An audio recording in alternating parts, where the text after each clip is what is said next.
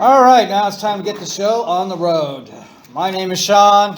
I am an alcoholic. Sean! I have a sobriety date of May the 4th, 2018. So I'm coming up on 4 whole years of sobriety. I absolutely love AA, and I find it an honor and privilege to be able to speak to you tonight. So I first and foremost want to thank you for allowing me that privilege. And I thank God that I have that privilege. I found it very difficult to come to AA. I was in such denial for such a long time. I didn't fit what I thought was the definition of an alcoholic. I assumed that an alcoholic drank nonstop 24 hours a day. If they weren't passed out, they would wake up and immediately drink until they passed out again. I always thought an alcoholic was someone who was homeless, someone who didn't have a job, and they just sought out alcohol like it was crack. I still had a job. I still had a car. I still had insurance. I thought I could get by. I hadn't lost everything yet. But that's the thing, it was yet. Things were spiraling out of control for me. The bills were racking up. I hadn't paid my mortgage in months. The phone was ringing nonstop. My son would shake me awake and say, "Dad, it's time to go to school. I got to get there." And I'd have to throw on the cleanest of all the dirty clothes I could find and hustle him off to school and then break speed records to get to work. I worked at a medical facility. At the time, I was a new supervisor, and I had to, just wing it because I was so hungover. First thing I would do when I got to work is I would go into my office. I would just grumble a good morning to a few people and close my door and lay my head down. And I would probably sleep till 9:30. Then I would look through emails and find out what I was supposed to do that day. And then I would find out all the things that I didn't do the day before and spend the next couple of hours, at least up until lunchtime, trying to figure out a way of how I could pin this on someone else, because my work wasn't getting done. And of course, it was not my fault. It was not my fault. In fact, life wasn't my fault. I was never tall enough. I was never strong enough. I was never smart enough. But that wasn't my fault. That was your fault. It was your fault that I was in the predicament I was in.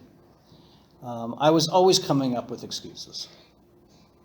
And most of all, and probably the best excuse I used, was that my wife had passed away from this disease.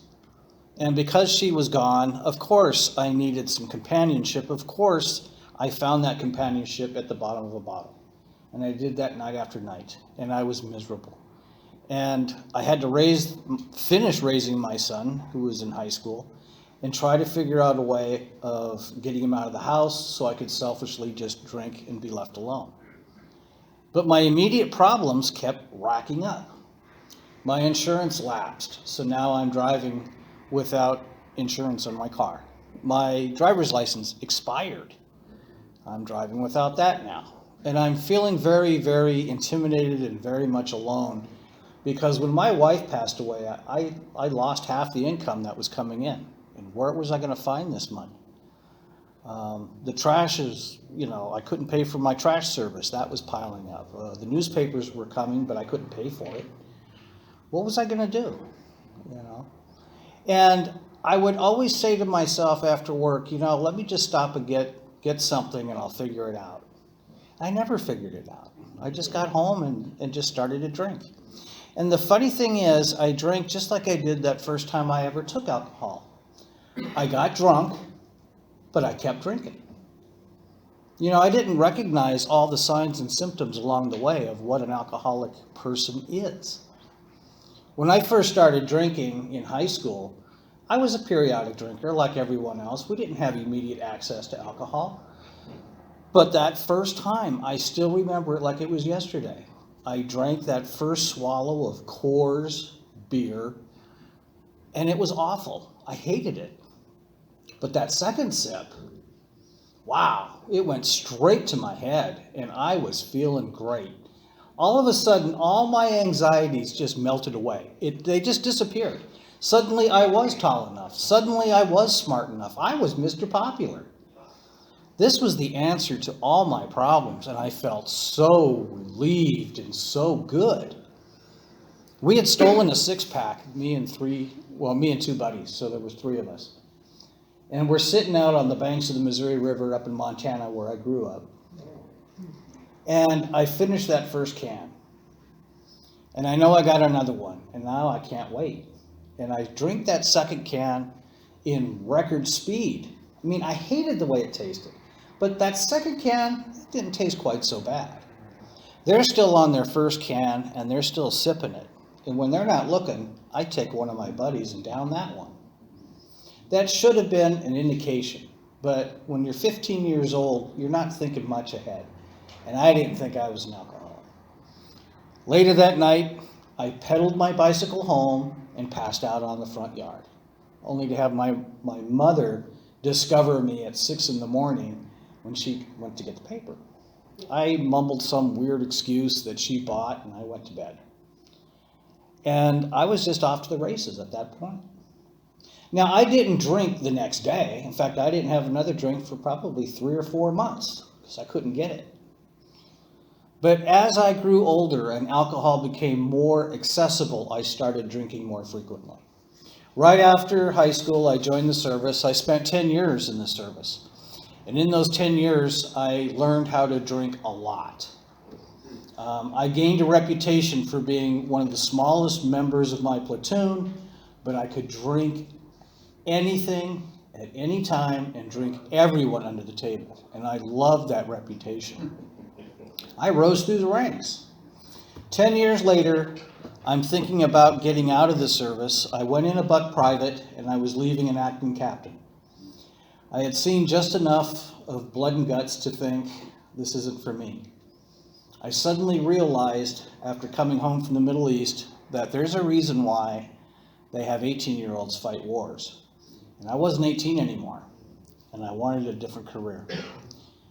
Now, I didn't know it at the time, but the reason I stayed in the service for such a long time was my life was unmanageable. I wasn't managing it. I loved the service because they could manage it for me. They told me what time to get up, what to dress, how to dress, and where to go, and what to say. You know, it was great. I could just check out and let them run the show. Now, at age 28, I come to California thinking to myself, well, now what? I go to college, I start a career in the medical field, kind of picking up where I had left off, but now I'm really far behind. All of my peers have long since graduated. They all have houses, they're married, and I'm kind of starting over, and now those old anxieties are creeping up, and I want to drink. I don't have any money. My roommates do, so I drink with them. And the old habits start creeping up, where I'm waking up later every day.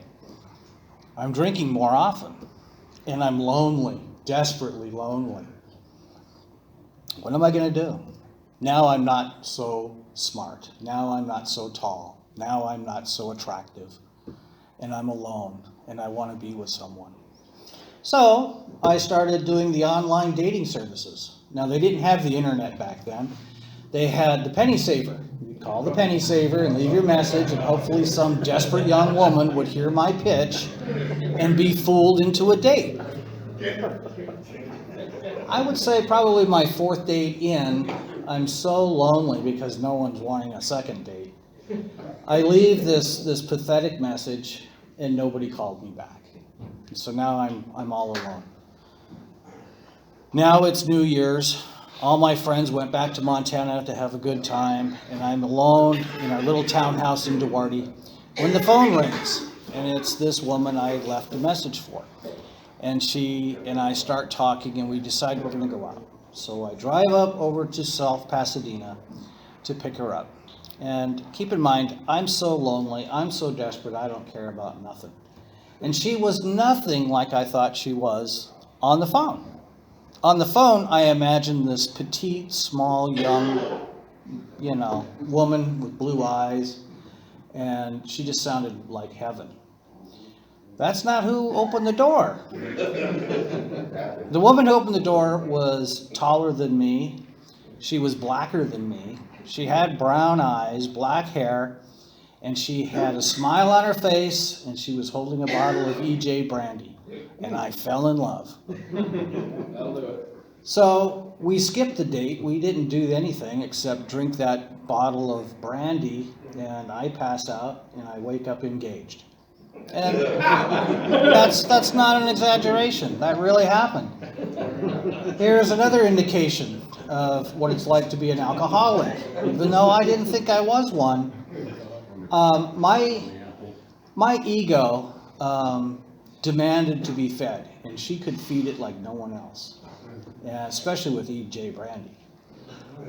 She was willing to spend the rest of her life with a complete stranger, and I was too embarrassed to back out because my ego demanded that I go through with it. My ego told me, this is your ticket. You said you were going to do something. By God, you're going to do it. So you're going to stick it out. And I did. And lo and behold, this woman was ready to pay for my college. She was going to, spend the rest of her life with me, and we were going to live happily ever after. Now, that's kind of silly. Alcoholics do that all the time. They pull a geographic. So I thought, great, I hate the Wardy. South Pasadena is where it's going on. Can't wait to move. And so a couple days later, I get my stuff, move in with her, and in less than a year, we're married. And for the next 10 years, my drinking gets more and more and more out of control because she's paying for it. Now I've got ready access to it, and here's a woman who can drink more than me. Now, I still didn't think I was an alcoholic because after all, I never drank, before 5 o'clock. She did. She drank before 5 o'clock. I could tell she was an alcoholic right away. I didn't care. I mean, that's another thing. You don't care about stuff when you're an alcoholic. Things that you should care about don't seem to make much of a difference. Fast forward of doing this, and almost 25 years after that fact, she decides to quit drinking. She's lost 3 jobs, and we're neglecting our son, and all we do is drink at night, and she decides to quit. And when she does, she starts having seizures. I think, oh, damn. Well, that's a good lesson. Don't stop. That's what I took away from that one. Well, she started up again, but she had another seizure. We later find out that she had brain cancer. And it was actually spread from her lungs because, and I don't know if you know this, but if you drink enough alcohol, it softens up the blood-brain barrier and allows cancer to come into the brain. And that's how she got it. So she very quickly diminished, and within 3 years, she passed away. And that's kind of where we started with this story, where I'm alone again. All my anxieties have crept up again, and now I have to somehow figure out what to do with my son, and I'm just drinking every single day. And I tried and tried. Believe me, you gotta believe me, I really tried to stop. I didn't want to drink. I really didn't. But my car was on autopilot. I'd come home I'd get off work, and the car just automatically drove me to the liquor store. And if I didn't go to the liquor store, I went to Rite Aid. And my favorite thing to do at Rite Aid was to get a pint of vodka at $2.75 and put it in my back pocket. Then I'd get another pint and walk up to the counter. I'd pay for that one, and I'd walk out, and the little thing would go off, doo-doo-doo-doo, and I'd hold it up and say, see? And they see me there every day. Off I went. I got away with more stuff than I should have, really. I used to get pulled over by the police because I'd be weaving around a little bit. And they'd ask me questions, but I got to tell you, these blue eyes of mine, they always talk my way out of it. I should have gotten a DUI, but I didn't. I always made it sound like I was only a block away from home. My old man used to be in the fire department. I'd chat him up a little bit, and they'd say, okay, well, be careful. But time started to run out for me. And there came a point where I'm not eating anymore. All I'm doing is drinking. There's a lot of calories in vodka. And I ballooned up to 250 pounds. And I woke up one day just feeling miserable. I won't go into it all, but there's a little story concerning a corporate credit card and a flight to Hawaii. And long story short, I went where I wasn't supposed to go and spent money I shouldn't have. And I find myself in my bedroom thinking, how am I going to get away with this one? And I don't have the answer. Now I'm seriously thinking I might go to jail over some of the stuff I recently pulled. What am I going to do? And I look at myself in the mirror, and I don't like what I see, and I just want to die.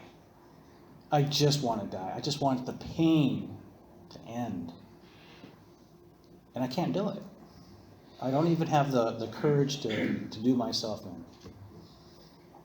And I go back to my bedroom, and I stumble across all of these bottles. I mean, there's bottles everywhere. I cannot get from the door to my bed without stepping on empty bottles. That tells you how much I drank. And I said, God help me. And so, God helped me. I felt immediately better. I actually had the image of suddenly finding myself inside a vodka bottle. And I was looking out and I could see myself through that bottle. And I didn't like what I saw. And I turned around and I could see the backwash like an ocean of vodka, and the smell and the stink was just horrible. And I was faced with a choice. I really feel that I was in communing with God. And I could either leave that bottle and put it behind me, or I could stay there and just dive into the vodka and just drown myself in that ocean. And I chose not to. The next day I went over to the Church of the Shepherd at the 185 on Altadena Drive, and I went to my first meeting. And I was scared to death. Just scared to death. And I was certain there was someone there from the LA Times just waiting to take my picture. I was sure of it. And so when they asked me as a newcomer to introduce myself, I didn't tell them my real name. Michael Sean Trotman. I didn't say that. I said my name is Sean. Because I was too afraid. I was too embarrassed. I thought someone was going to rat me out. Nobody at this point would talk to me. I had no friends. So I said Sean. But I didn't say I was an alcoholic. And I must have said my name was Sean 5 times before some woman just was having a conniption fit. You got to say you're an alcoholic, goddammit. All right, I said it. Now here's the sad truth about that. When I said my name is Sean and I am an alcoholic, and I said it with a tear running down my flushed cheeks, I meant it. I really meant it. And I really surprised myself, and it really felt like a weight had been lifted off my shoulders. And I loved that feeling. It was temporary. I got drunk that night. But I loved the people who actually cared. And then I went to the Monday night We Care meeting. And I met a group of folks who really did care. They saw how messed up I was. They put their names and phone numbers in the big book. They handed it to me and told me, we're there for you. Just keep coming back. If you don't hear anything else, if you don't understand anything else, just come back. You don't got to say anything. You don't got to do anything. And they meant it. I called them out on it. I was acting kind of goofy. I needed some help, so I called the member at midnight. God damn it if he didn't answer the phone. And he agreed with everything I said. And he said, if you really want to go out and get drunk, I'll pick you up. I'll take you out to the nearest bar. And I was shocked. God damn it, I don't want to drink. Fuck you. I'm not going to drink. And I haven't since. Because I understood for the first time that if you don't want to drink, if you are willing to surrender, if you are willing, and if you're really, really honest with yourself and recognize that you can't stop, this program will help you.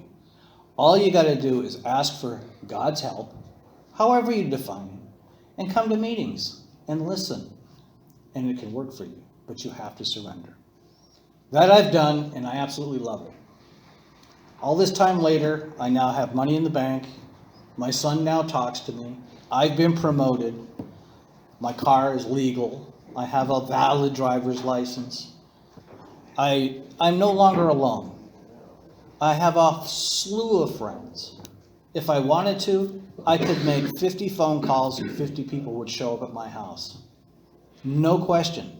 Absolutely. Because they care. And I've gotten to know people on a whole other level. This program is a spiritual program, yes, but it's also a learning program. And it's never done. It's progress and not perfection. So, for those of you who aren't sure, just stick around. Try to find the similarities. Don't look at the differences. I made that mistake. It took me a while to get it. Read the book. If you start doing the steps, it works. They say it all the time. It works, it really does. But it does. It's worth it. So, that's all I got. I really appreciate you letting me go on.